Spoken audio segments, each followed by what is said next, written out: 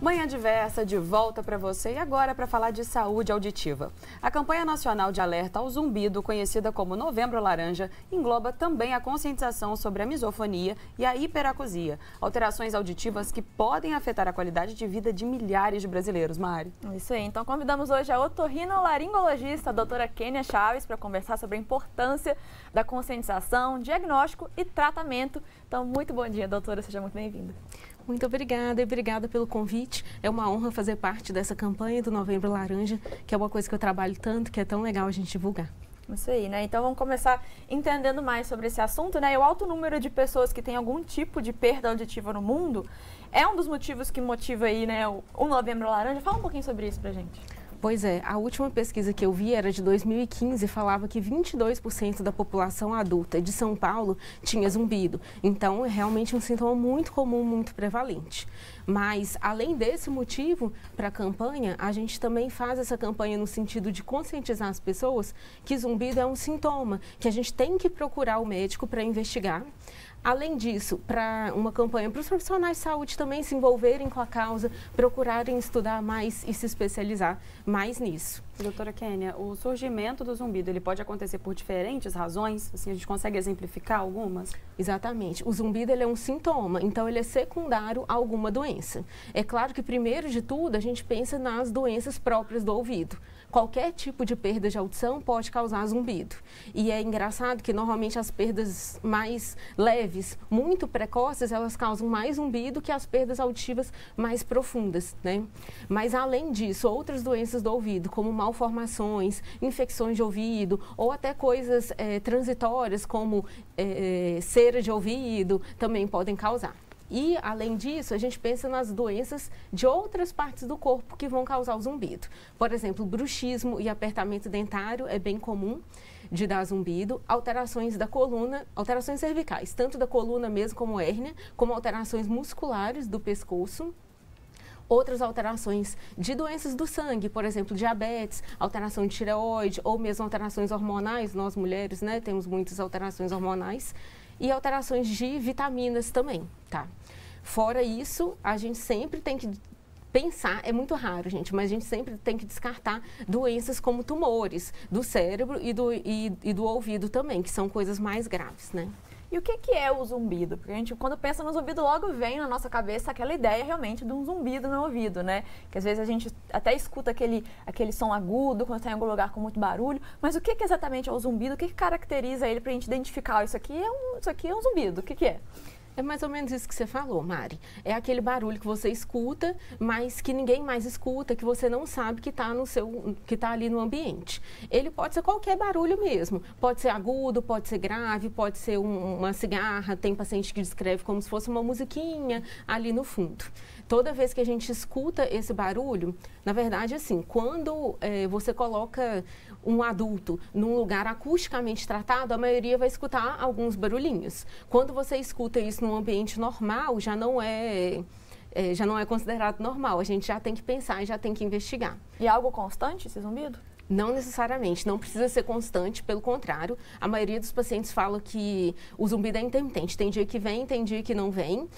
Alguns casos, depois ele passa a ser constante, mas não é obrigatório que ele seja constante, não. Então, talvez até mesmo o fato de ele não ser algo frequente faça com que as pessoas lidem com uma certa desatenção, né? Ah, mas hoje eu tô melhor. E aí vai procrastinando, né, doutora? E você falou muito bem, ele não é uma doença, o zumbido ele é um sintoma. Como é que a gente pode entender melhor esse contexto para realmente ver isso com seriedade, né? E buscar ajuda profissional? Vamos pensar assim, ele é um sintoma como uma dor, por exemplo, uma dor de cabeça. Ela é apenas uma dor de cabeça? Não, ela pode ser uma sinusite, pode ser um tumor, pode ser uma epilepsia. Então, é isso. Já é um indicativo, né? Isso, ele é um indicativo de que tem alguma coisa errada ali no seu corpo, seja no ouvido ou em outra parte do corpo, ou seja, a gente precisa investigar. E qual que é a importância desse diagnóstico precoce? O ouvido, ele é extremamente importante para a nossa comunicação, para a nossa vivência em comunidade. E, além disso, ele é um órgão muito nobre no sentido que ele tem uma capacidade de recuperação limitada. Ele é parecido com o cérebro. Quando a gente tem um derrame e perde parte dos movimentos do corpo, às vezes a gente recupera 100% do movimento, mas nem sempre a gente recupera. Então, quando a gente dá o diagnóstico precoce e começa o tratamento precoce, as nossas chances de recuperar 100% da audição ou mesmo da vivência em sociedade, da nossa comunicação, são muito maiores. Então, por isso que é importante o diagnóstico e o tratamento precoce. E, doutora, você falou sobre o fato de, às vezes, o zumbido, aquele ruído, né, não acontecer todos os dias. Tem algum tempo que a gente possa ter como referencial para falar, está durando tanto tempo, então a partir disso eu vou precisar ficar mais atenta? Porque às vezes é um ruído que pode ter vindo por alguma razão muito pontual, né? Tem algum tempo, algum prazo que a gente possa ter para detectar, realmente eu acho que eu vou precisar de uma ajuda profissional? Não existe um prazo fixo, Bárbara, mas, por exemplo, um zumbido que vem, eu escutei ele hoje 5 minutinhos e daqui a 10 anos eu escuto de novo, realmente não é uma coisa que a gente se preocupe. Mas, por exemplo, eu fui numa festa, me expus a um ruído muito alto, aí é esperado, não é normal, mas é esperado que a gente tenha um ruidinho ali no ouvido. Esse ruído ficou mais de 3 dias, você tem que procurar o seu médico otorrinolaringologista. Ou é uma coisa de leve, não me incomoda muito, mas ele está aqui, ó, nem sei há quanto tempo, tem que ir procurar também. E a campanha ela é de alerta ao zumbido, né? Mas é também a misofonia e a hiperacusia. Vamos falar um pouco sobre essas outras condições? Pois é, são outros sintomas que costumam acompanhar o zumbido. A hiperacusia, a gente fala que é uma tolerância reduzida aos sons. Então, os sons do dia a dia começam a incomodar o paciente. E aí é qualquer tipo de som. A gente diagnostica através de alguns exames, principalmente a pesquisa do limiar de desconforto auditivo. E no caso da hiperacusia, a gente tem que pesquisar outras doenças, até tumor, porque é uma coisa um pouco mais séria. A misofonia já é o incômodo com sons repetitivos, sons baixinhos, em geral sons produzidos pelas pessoas, por exemplo, respirar, digitação. Então, os dois sintomas, eles limitam bastante a vida social da pessoa. É muito comum que os pacientes não queiram sair de casa ou use sempre tampão de ouvido, abafador de ouvido, tenha muita dificuldade para trabalhar ou para qualquer coisa que precise conviver em sociedade. E milhões de brasileiros já reclamam, né, dessa situação do zumbido, que acaba sendo muito associada ao envelhecimento, como um fator quase que natural, né? Mas muitos jovens e crianças podem também sofrer desse mal? O zumbido é um sintoma que pode acontecer em qualquer idade. Como você falou, o envelhecimento facilita. As pessoas mais idosas têm várias doenças, incluindo a perda de audição própria da idade, que facilita ter o zumbido. Mas os jovens também podem ter, por diversas causas. Tanto as infecções, as otites são mais frequentes em crianças e adolescentes, como malformações, às vezes a pessoa já nasceu com uma malformação e tem uma perda de audição. Inclusive, hoje a gente tem o teste da orelhinha, que ajuda bastante a gente nisso, né, com um diagnóstico bem precoce, já na maternidade, mas também a questão de hábitos, né? Hoje, os fones de ouvido estão aí, então a gente vê perdas de audição em adultos jovens ou mesmo em adolescentes, que a gente só via antes em adultos bem mais velhos ou idosos, e há outros hábitos. Hoje a gente sabe que a obesidade é muito mais comum, a nossa alimentação mudou muito, então alterações de colesterol alto, alterações de insulina alta ou mesmo de diabetes facilitam as crianças e adolescentes a terem esse sintoma também. E é impressionante, né, Mari? Assim, a gente traz pautas diferentes aqui no programa e a questão dos hábitos é recorrente, né? Independente da área, né? A gente traz vários profissionais diferentes, temas diferentes e os hábitos realmente são muito relevantes, né? Esse cuidado com a rotina, com o dia a dia, alimentação, né? Exercício físico. Não é à toa, né? Eu acho que a gente tem que... Muita gente acaba jogando isso para depois, né? Tipo assim, eu tô tendo uma rotina muito corrida, muito estressante, não dá tempo de eu inserir uma atividade física, uma boa alimentação na minha rotina, né? E fica jogando para depois, sendo que é algo que precisa ser feito agora justamente para cuidar do depois, né? Justamente para prevenir que outros problemas venham, e evitar, né? Exatamente. A gente fala, né? O remédio universal, assim, né? Que vai... resolver ou prevenir tantos problemas de saúde é justamente esse combo aí que é tão importante. E quando a gente pensa, por exemplo, no zumbido e nas outras questões, né, por exemplo, a hiperacusia, a mesofonia, né, para quem não tem, ou para quem talvez vivencia isso em uma escala muito pequena, por exemplo, escuta o zumbido de vez em quando, pode parecer uma bobagem, né, pode parecer algo tipo assim, besteira, vou me preocupar com isso, tem tanta coisa acontecendo na minha vida, vou, né, caçar mais problema, né, mas vamos explicar para o pessoal de que forma que essas condições, elas podem realmente afetar a vida dessas pessoas, na rotina, enfim, no dia a dia, e também evoluir para coisas ainda mais sérias. Ótima pergunta, né? O zumbido, à medida que ele vai evoluindo, que ele vai aumentando, ele atrapalha a nossa capacidade de concentração, a nossa capacidade de memória, e ele atrapalha também bastante o sono. É uma coisa muito precoce, uma alteração muito precoce que acompanha o zumbido. Então, por isso, as pessoas têm muita dificuldade de trabalhar e também dificuldade nos casos, né, dos pacientes mais jovens, de aprender e de frequentar a escola. Além disso, ele leva a sintomas de ansiedade, de depressão, até de pânico. Tem até alguns casos de suicídio por causa disso. Então, a gente não pode deixar de lado. A gente tem que tratar e tratar precocemente. Isso aí, levar com seriedade, né? Mesmo que a gente pensa, né? Às vezes é uma coisa pequenininha que realmente está lá no fundo, né? Mas que pode ser um sinal aí de alerta muito, muito grande, tanto que existe a campanha, né? E ó, a gente vai dar uma pausa rapidinho nesse bate-papo e você pode aproveitar o intervalo para mandar a sua pergunta ou comentário sobre esse tema, né, do Novembro Laranja, pelo nosso WhatsApp e Instagram, que aparecem na tela para você. E Manhã Diversa já volta.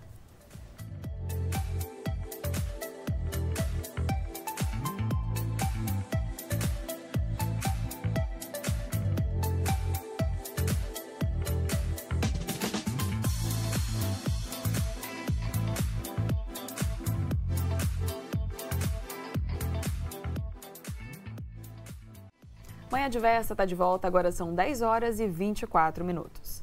Segundo dados da Organização Mundial de Saúde, cerca de 460 milhões de pessoas sofrem de algum tipo de perda auditiva no mundo. Número esse que destaca a importância de campanhas como a do Novembro Laranja. E hoje a gente conversa aqui com a otorrinolaringologista doutora Kênia Chaves para conseguir esclarecer tudo sobre esse assunto. Bom dia novamente, doutora. Bom dia. Alguns dos problemas que acontecem já na fase adulta, com relação ao zumbido, né, e à saúde auditiva de uma forma geral, poderiam ter sido evitados lá na infância? Claro, é o que a gente estava conversando, né? A nossa saúde é feita pelos nossos hábitos. O nosso ouvido é um órgão muito nobre, que tem uma capacidade limitada de se recuperar. Então, a prevenção é sempre o melhor remédio. O ouvido, ele é muito suscetível, principalmente à exposição sonora muito acentuada, seja muito prolongada ou a volumes muito altos. Então, a gente sempre deve evitar essa exposição. Além disso, a gente tem que tomar cuidado com as infecções de ouvido, a gente tem que tratar e bem tratada. E tomar cuidado também com medicamentos que a gente usa. Tem várias medicações que podem afetar o nosso ouvido. Então, muito cuidado com a automedicação. E, além disso, claro, consultar o otorrino com frequência para evitar esses problemas. A gente recebeu uma pergunta aqui da Luciana, que é de Passos, né, em Minas Gerais, e ela disse o seguinte, ó: escuto como se fosse zumbidos no ouvido, uma asa de bichinho. Isso pode ser problema de audição? Sim. Isso realmente é um zumbido e precisa ser avaliado, é o que eu falei. Muitas vezes, a gente sempre pensa primeiro nas causas do ouvido, mas a gente precisa avaliar o paciente como um todo, porque tem doenças do corpo todo que pode dar esse sintoma. É isso que a gente falou no bloco anterior, né, que a princípio, né, é algo que pode parecer pequeno, né, então às vezes é um barulhinho lá no fundo, um zumbidinho, uma coisa pequena que a gente fica jogando para depois e fica diminuindo a importância de averiguar aquilo, né, então é algo que talvez não me incomoda tanto, ou que eu esqueço, né, às vezes eu me acostumo e esqueço que tá lá, ou tem tantas outras coisas na minha vida acontecendo, vou deixar para depois. E aí é justamente ressaltar a importância de identificar isso como um problema, mesmo que ele não te incomode muito a princípio, né? Porque ele pode ser aí um sinal de outros problemas ou talvez o princípio de um problema maior, né? Um sinal de alerta, como você falou, né? O seu corpo te avisando que você precisa cuidar mais dele. E porque, como você falou muito bem, doutora, no bloco anterior, isso pode estar influenciando em aspectos que às vezes a gente não associa. É um zumbido que pode estar gerando ansiedade, pode estar gerando um incômodo, né? Que mexe com o dia a dia da pessoa. Então, assim, vai muito além, né? Do incômodo em si. Agora a gente quer saber também sobre, a gente já falou, né, uma condição que afeta milhares de pessoas e daqui a uns anos, doutora, essa previsão falando numericamente, é de melhora ou de piora das pessoas afetadas? Infelizmente, a previsão é de piora. Primeiro pelo próprio envelhecimento da população, mas também pelos hábitos de vida que a gente está falando, né? O aumento dos casos de obesidade, de doenças hormonais e doenças metabólicas e também ao aumento de exposição sonora, tanto fone de ouvido, quanto também a poluição sonora das cidades. Eu queria perguntar justamente sobre a questão da poluição sonora, né? Porque é um problema, tanto que já foi até assunto aqui no programa, né? A gente já conversou sobre poluição sonora aqui, sobre os impactos dela na nossa vida, né? E a gente, quando vive realmente em ambientes urbanos, principalmente no centro das cidades, é barulho o tempo inteiro. É barulho do vizinho, é barulho da obra, é o barulho que a gente mesmo faz, né? Enfim, e aí, então esses fatores, assim, que às vezes realmente fazem parte da nossa rotina, né? O barulho da cidade também pode impactar nessa condição. Sim, qualquer barulho faz mal para os nossos ouvidos, principalmente quando ele é alto. E não precisa ser só aquele barulho ocupacional de quem trabalha em fábrica ou coisa do tipo. Esses barulhos do dia a dia, de trânsito demais, às vezes carro de som, enfim, barulho mesmo que a gente tem, principalmente nas grandes cidades, também impactam. E às vezes até barulho de equipamento que a gente tem em casa, celular, televisão, esse tipo de coisa também pode fazer mal para os ouvidos se a gente usar excessivamente. Doutora, a gente recebeu também uma interação aqui do Leonardo Bonotto, que é de Sorocaba, e ele mandou o seguinte: quão prejudicial pode ser o fone de ouvido? Exatamente isso, né? O que você recomenda ao ouvir música? Tem muitos casos de problema de audição por conta de fone de ouvido? Infelizmente tem sim, mas assim, o fone de ouvido, ele é uma realidade, ele está no nosso dia a dia, a gente precisa dele. Então, na verdade, a gente tem que saber usar ele. Não é deixar de usar, né? É saber usar. Usar corretamente. A gente deve usar no menor tempo possível e quando usar no menor volume possível. Então, normalmente os aparelhos que a gente tem hoje, quando a gente passa de um certo volume, ele já acende um alerta. Você deve respeitar esse alerta e sempre usar no menor volume possível. Hoje a gente tem também alguns fones com cancelamento de ruído, que eles diminuem o ruído que está à nossa volta. Então, a gente consegue usar o volume do fone de ouvido mesmo mais baixo, o que é uma ótima opção para quem trabalha o dia inteiro. Essa questão, inclusive, eu ia perguntar sobre isso, né? Porque eu tinha um fone de ouvido antes que ele não tinha um cancelamento bom de ruído. Então, se eu ia ouvir música na rua ou no ônibus, para eu conseguir escutar a música, eu tinha que pôr o volume muito alto. E aí eu comprei um outro fone, que quando eu coloquei ele no ouvido, eu já falei, nossa, que estranho, né? Porque ele tem esse cancelamento de ruído. E aquilo no começo me incomodou, mas quando eu comecei a ouvir a música, eu percebi que eu podia colocar o volume da música muito mais baixo, porque aquele barulho ao redor não atrapalhava mais, então eu conseguia ouvir. Agora eu consigo escutar música, escutar podcast, enfim, o que for que eu estou escutando. E um ótimo cuidado, né, Marisa? Não, para resolver um problema, você cria outro. Exatamente. Então, além de ele ter o cancelamento de ruído, que às vezes por si só, às vezes eu preciso de um pouco de silêncio, eu já coloco o fone ali sem nada tocando. Silenciar, né, o restante. Ainda tem essa questão, né? Então eu falei, realmente é algo pra gente pensar, né? Quando a gente vai comprar um fone de ouvido novo, né? Que acaba sendo um item aí do nosso dia a dia, que todo mundo tem um na bolsa, às vezes tem um na bolsa em casa, no trabalho, enfim. E a gente acaba comprando aqueles muito baratinhos, né? Que, meu estragou, vou comprar um outro aqui na lojinha, enfim. E não para pensar que se a gente realmente usa tanto, né? Faz tanto parte da nossa rotina que a gente também invista em produtos que vão ter, né, com esse cuidado, né? De que pode ser algo que pode ser danoso para nossa saúde e que a gente tem que ter esse cuidado também. Que a gente pode evitar, né? Principalmente em ambientes muito poluídos. Com muitos sons, muitos ruídos, a gente tem que investir nisso sim. Sim. E o Léo, inclusive, acabou fazendo outra pergunta, né, com relação ao fone, que é com relação a usar de um lado só. Se eu usar o fone de um lado só, pode ser mais prejudicial? E que é o que eu faço, às vezes, para não me alienar, né? De todo, eu coloco ele aqui para conseguir ficar atenta, ainda mais quando eu estou na rua, né? A gente vai atravessar a rua e etc. Acho que é legal para a gente não perder essa observação geral. Mas é prejudicial, doutora? A gente orienta que use nos dois lados, porque quando a gente usa nos dois lados, a gente consegue colocar um volume menor, por essa mesma questão. Quando a gente coloca de um lado só, a gente acaba precisando colocar um volume maior. Então, o ideal é usar os dois lados, o fone nos dois ouvidos. E até mesmo, assim, com relação aos cuidados gerais, né? Da limpeza, da higienização, né, da região dos ouvidos. O que a gente pode fazer? O que é recomendado, doutora? Essa é uma pergunta muito frequente e pouca gente sabe, né? Na verdade, assim, a gente orienta que a limpeza do ouvido seja sempre pela parte externa, pela parte de fora. Na parte de dentro do ouvido a gente não coloca nada, nem cotonete, nem remédio, a não ser que seja prescrito pelo médico. Então a gente vai fazer a limpeza, saiu do banho, a gente limpa o ouvido, só que a gente chama pavilhão auditivo, né? Aqui por fora. Pode ser até com cotonete, mas sempre pelo lado de fora, ou pode ser só uma toalhinha ou uma gazezinha, já é mais do que suficiente. E tem que ter a importância desse cuidado, tanto porque a questão da higiene pode atrapalhar a questão auditiva, e né? a intenção é boa, às vezes. Exato. E também por causa da a limpeza mal executada pode acarretar em problemas. E aí talvez, né, às vezes a pessoa, né, tá ali sentindo que o ouvido está um pouco abafado, alguma questão assim, quer limpar e acaba machucando. E aí também é importante lembrar que tem como ir no médico, ir no profissional para fazer a limpeza da forma correta, né? Exatamente. Em casa a gente não consegue ver direito, nem eu consigo fazer a minha limpeza sozinha, gente. Tem que ser outra pessoa que vai ver. E aí você acaba empurrando cera lá para dentro ou acaba machucando, como você bem falou. E o ideal é sentir o ouvido entupido, não passou essa sensação, é porque está na hora de fazer a limpeza, procure seu médico otorrino. E até quem não tem algum tipo de incômodo, doutora, é recomendado fazer algum exame? Sim. Quem tem zumbido já é um sinal de alerta. Então, todo mundo que tem zumbido precisa ser investigado.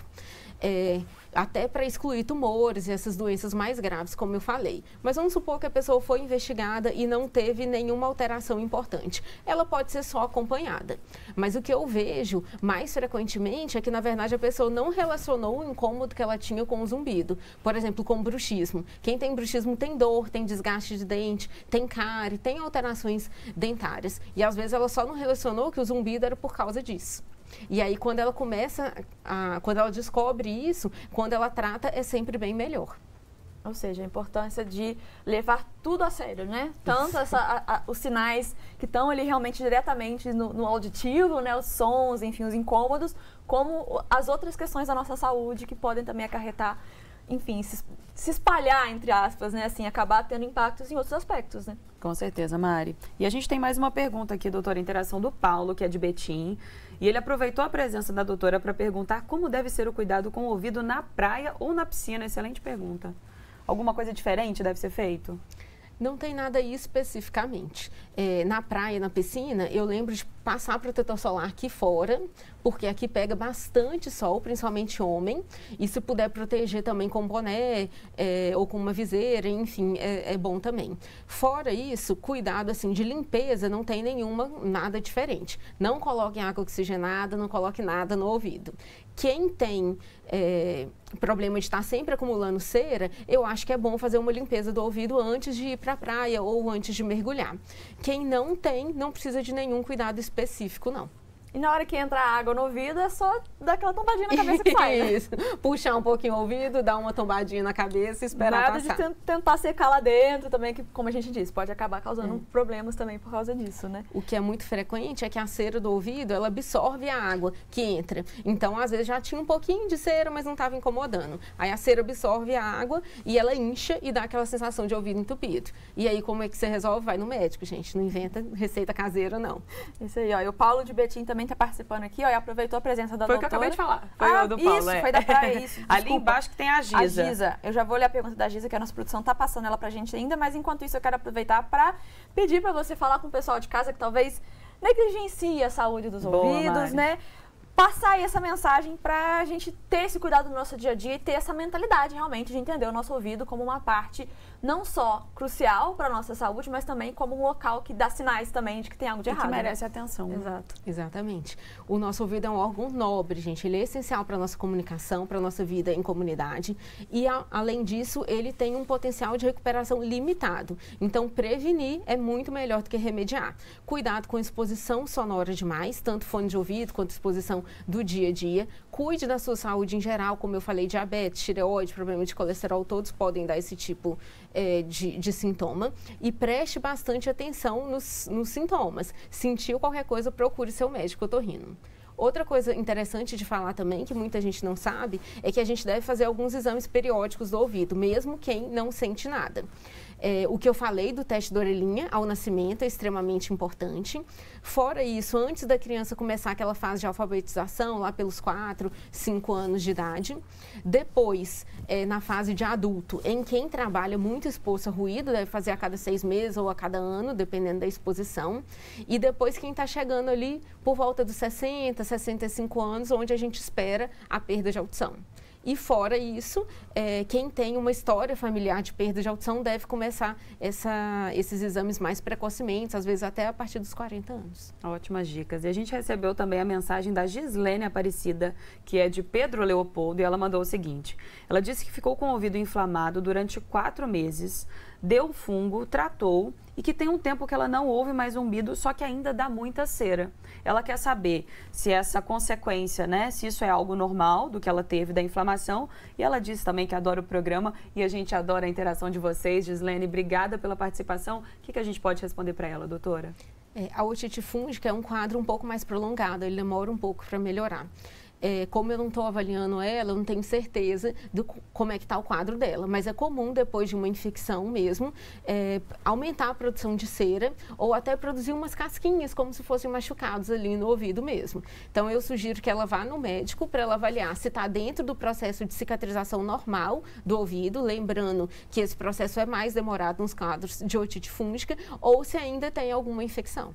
É sempre bom avaliar, ainda mais, né, pensando que ela está aí saindo de um quadro aí de 4 meses, né, que foi tratado, para evitar realmente que o problema volte ou que surjam novos problemas, manter esse cuidado, né, porque imagino que, né, não deva ter sido fácil, né. 4 meses com dor, né, sem escutar direito, não é uma coisa fácil. Com certeza, então é isso. Fica aí a dica para a Gislene e para todo mundo que está nos assistindo, que a dica de ouro é se cuidar e procurar um profissional sempre para avaliar e ter certeza ali, né? É melhor pecar pelo excesso, como a gente sempre diz, ir lá e ver que tá tudo certo, do que depois, né, descobrir tarde demais um problema que poderia ter sido evitado. Que dá retrabalho, né, lá na frente. Exatamente. Doutora, muito obrigada pela sua participação aqui com a gente obrigada. Hoje. Foi um bate-papo muito importante. Ó, chegou aqui mensagem também da Tina de BH dizendo que tá ligadinha no programa, então um abraço para ela. E para todo mundo, exatamente, para todo mundo. E esse assunto é um assunto muito importante. A gente gosta de trazer aqui esses temas que muitas vezes as pessoas acabam realmente deixando de lado, não param para pensar na importância e esclarecer tudo isso. Então, muito obrigada por ter vindo conversar com a gente. Eu que agradeço, inclusive, a divulgar essa campanha de Novembro Laranja e a divulgar essa necessidade de procurar o médico e de se cuidar e cuidar da saúde dos ouvidos. Isso aí. Ó, no próximo bloco tem Bora Rangar, mas como o nosso chefe Arthur Veloso tá de férias, eu vou lá para a cozinha descobrir quem vai preparar a receita de hoje. Manhã Diversa já volta.